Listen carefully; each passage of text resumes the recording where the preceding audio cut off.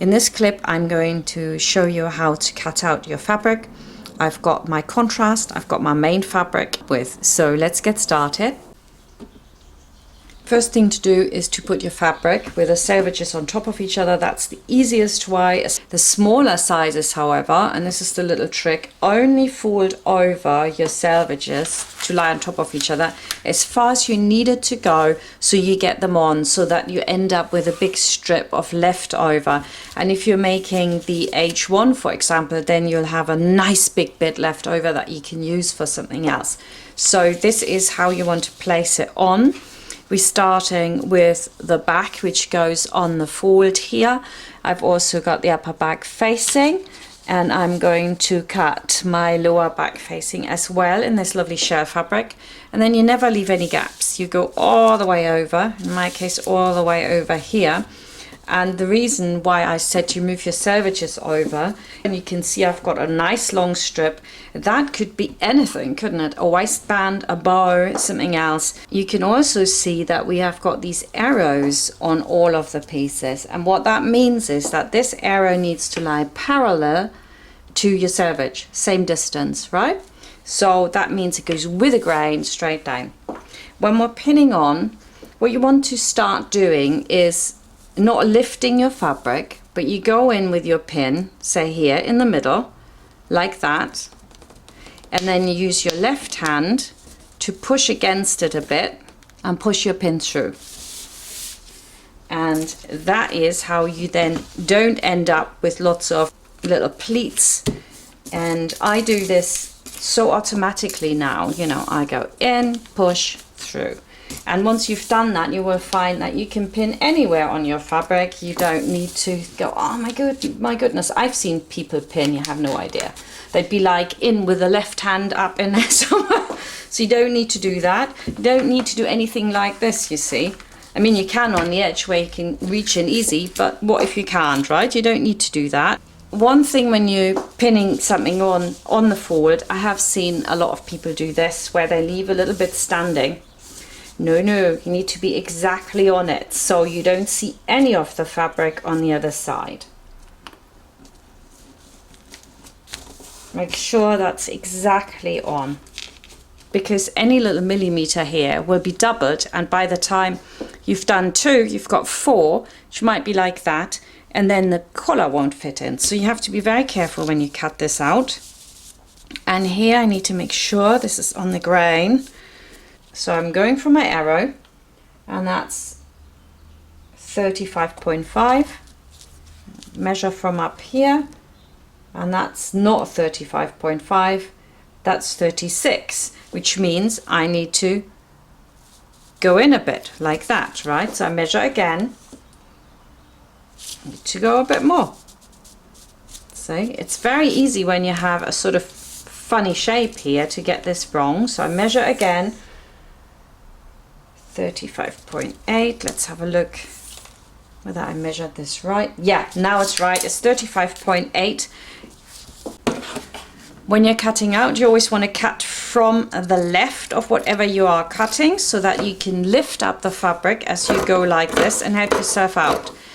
People that are right-handed, your eye will naturally sit here. So left-handed people will have it exactly the opposite way around. But if you are right-handed, your eye will have a really easy time gauging this, but not the other way around. And you'll be able to cut right next to where you need to cut. So once I've cut around here, and it would be like really hard to cut around there, you can just cut the next thing that lies here from the left.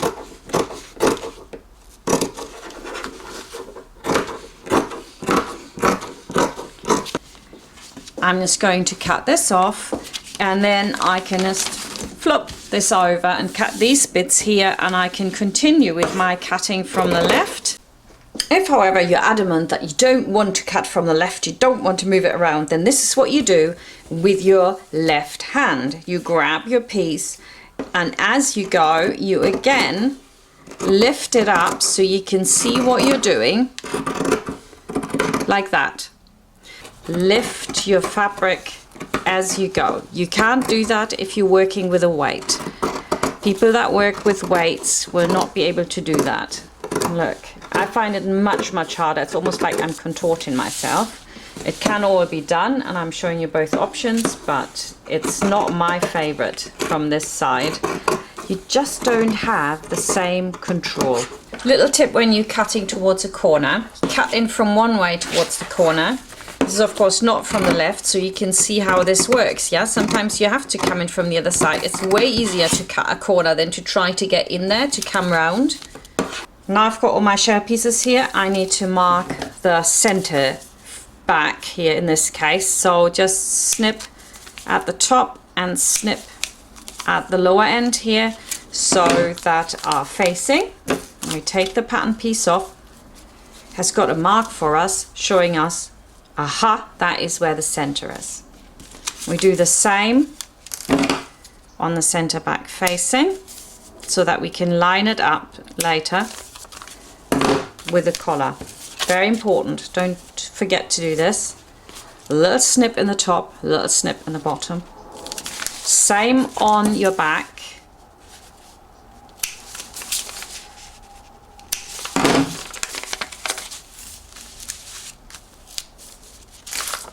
Brilliant.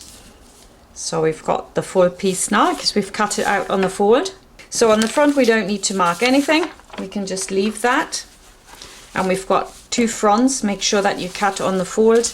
People do it again and again, even if you tell them. They cut them separately to save fabric, and then end up with 2 pieces that are the same. So they have to be mirror image. You have to cut a pair, right? So that's my front done.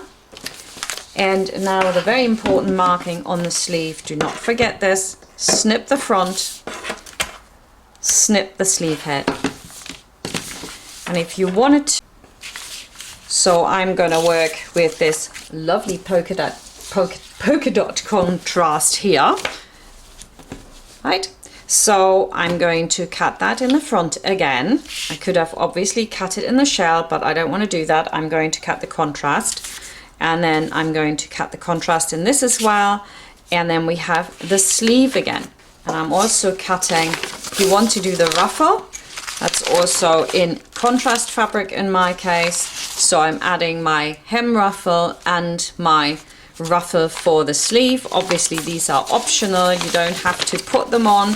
That is up to you. And this ruffle here, I'm just going to cut to the end. Why waste it? And I have a slightly wider ruffle. That's what I was saying when we were talking about the pattern, that if you wanted a bit more ruffle or you have this extra fabric, don't waste it, just use it. So here as well, I'm going to mark the center back. I can put this to the side. You also want to mark back with a snip. So we've done that too. Now we've cut the contrast. I've got my contrast front, I've got my contrast sleeves, I've got my frill for the sleeves, I've got my frill for the hem, and I've also got my super lovely back lining. And this is it. We've cut everything out for this particular version. Please refer back to the layout plan if you prefer to use that. And I hope you really enjoy making this jacket.